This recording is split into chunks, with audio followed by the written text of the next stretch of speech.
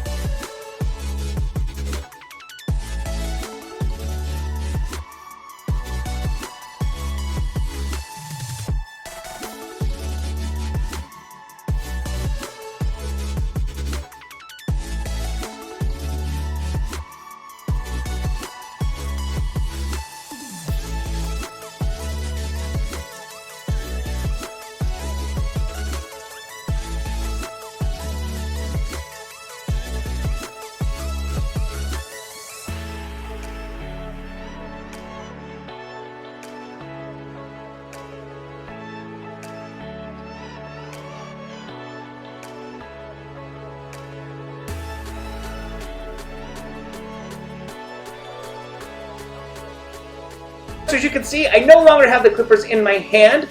I'm now just going through and cutting the hair using my fingers and scissors as well as scissor over comb. Basically what I'm doing is I'm blending the upper half of the sides and back with the lower half of the sides and back. The lower half of the sides and back is where I use the clippers, and now what I want to do is just blend that lower half of the sides and back to the upper half so that it flows nicely without any hard lines.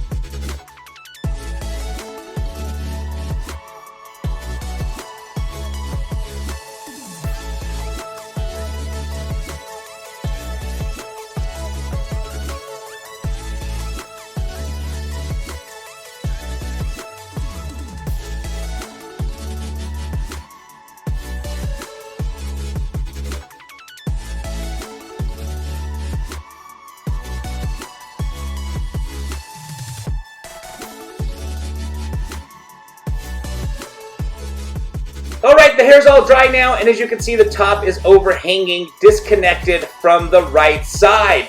Alright, I hope you guys enjoyed this haircut. If you have any questions or comments, don't forget to put them down in the comment section below. If you liked it, please give it a thumbs up.